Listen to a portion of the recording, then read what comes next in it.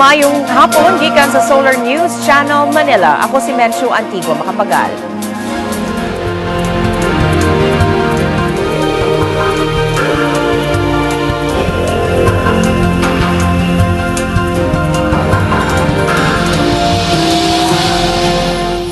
Ani ang mga balita alang sa Kabisayan ug Mindanao.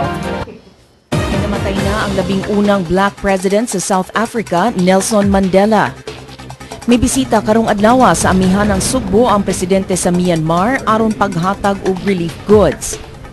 Giatake sa mga sakop sa Moro Islamic Liberation Front ang Marawi Police Station kaganinang kadlawon. Ug mipadayag og suporta ang mga balay kahilayan sa Baguio City sa kampanya batok sa pagkatap sa HIV/AIDS. Aniya na ang front pages sa mga pamantalaan sa Sugbo. Sa Sunstar Cebu, giauhag sa usa ka civil society group ang pagbantay sa calamity fund sa gobyerno. Sa Sunstar Super Balita, giingong gisagpa sa usa ka magtutudlo ang managsuong estudyante sa Liloan, Cebu. Atong sayron ang front pages sa mga pamantalaan sa Mindanao. Sa Sunstar Davao, gipatay ang igsuon ni suspected carnap king Ryan Bactinyu sa Davao City.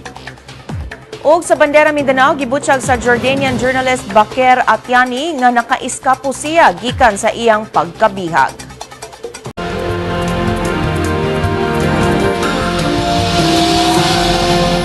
Giatake pasado alas 12 kagabi sa dili minus 50 kasakop sa Moro Islamic Liberation Front kun MILF ang Marawi Police Station aron pagluwas sa ilang duha ka kauban. Gidagit sab sa mga MILF members human sa pagsulong ang hepe sa kapulisan sa Marawi, Superintendent Christopher Panapan. Napatay atol sa hitabo ang usa ka sibilyan kinsa giingong bayaw sa hepe sa kapulisan. Nakaiskapo ang mga MILF, dala ang ilang naluwas nga kauban ug ang police chief nga gihimong human shield. Ang naluwas nga MILF members giila nga sila si Mesron Borodan ug Joanny Kader. Kinsa nasikop ni adtong Oktubre 30 tungod sa illegal possession of firearms. Gibutyag sa commanding officer sa 103rd Brigade, Colonel Glenn Macasero, nga padayon karon ang negosasyon alang sa pagbuhi sa gidagit nga hepe sa Marawi City Police. Update sa pagsulong sa mga sakop sa Moro Islamic Liberation Front sa Marawi Police Station sa report ni Cheng Ordonez. Cheng, unsay bago?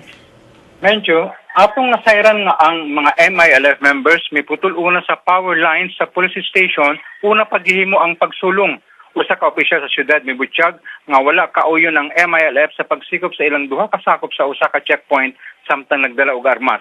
Nangangkon ang MILF nga ang pagsikop sa ilang duha ka sakop kalapasan sa standing agreement tali sa kagamhanan og MILF nga giingong nagtugot sa mga sakop sa MILF pagdala og armas gawas lang sa high-powered firearms. Giingong sakop sab ang duha ka MILF members sa committee nga nalambigit sa peace process.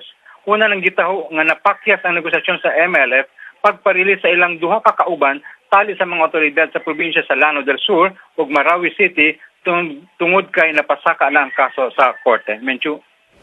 Okay, Cheng, dunay report nga nag-ingon nga alas 3 kaganinang kadlaw na hitabo ang pagsulong sa MILF. Dunat say nisulti nga tungang gabi. So, sa imong pagkahibaw, unsay saktong oras sa pagsulong? Mencho, ang report niya about sa 1st Infantry Division, ingon ni Captain Jefferson Somera, spokesman sa 1st ID, 12:10 a.m. Alas 12:10 ang panghitabo sa Marawi Police Station. Mencho. Okay, so ato sab klaruhon, Cheng, no? Naluwas ba gayud sa MILF ang ilang duha ka kauban? Again, quoting Captain Somera, naluwas nilang ilang duha ka kauban, identified nga si Kader ug si Borodan. Ug ingon pa ni Captain Somera, ang rason gidala pa nila si Superintendent Panapan kini tungod sa security sa ilang pag-withdraw, isip usa ka human shield.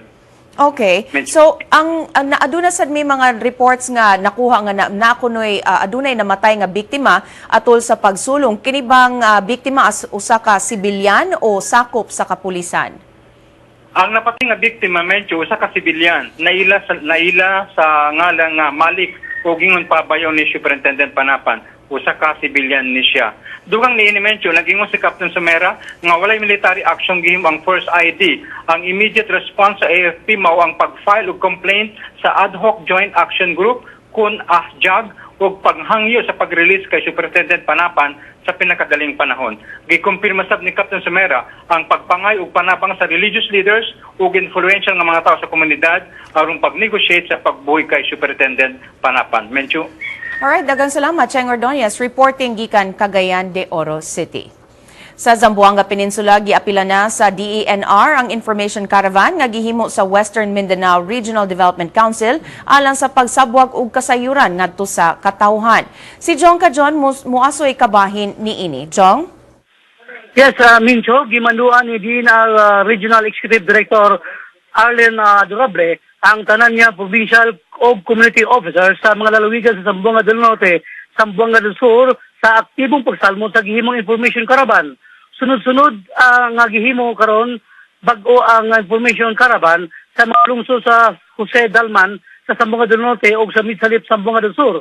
Tuyo sa information caravan nga matagan sa hustong kasayuran ang publiko o makahatag o mga ahensya o ang mga ahensya sa gamanan o dinali ang tubag sa mga ikinahanglan sa katawhan. Sa kitibukan, kabahin sa ang info caravan sa poverty reduction program sa kagamanan. Lakip sa gisgutan sa info caravan ang climate change mitigation and adaptation strategies, national greening program ug uban pang priority programs. Gawa sa info caravan nakapadayon sab og tunol o ubang serbisyo ang mga ahensya sa gobyerno ngadto sa katawhan sa Jose Dalman. Nanonong-usab ang DENR personnel magkawani sa LGU o mga katawhan sa wala pa sugdi ang info caravan. Lakip sa gitanom ang mga seedlings sa Nara, Lumbayaw o Kamagong 3. Sa Mitsalip, Zamboanga del Sur, ang DENR team, kauban ng mga estudyante, na nanonong-usab og 200 ka mga seedlings sa mga trees. Mencho? Daghang salamat, Jong Kajon, reporting gikan Pagadian City. Kung buot ninyo matanaw pag-usabang episode karon sa Solar News Cebuano, i-like ang among Facebook page, Solar News Cebuano. Bisitahi sab ang among website, www.solarnews.ph. Alang sa inyong mga sugyot o komentaryo, mahimo sab ninyo kiningi email sa solarnewscebuano@solartv.ph.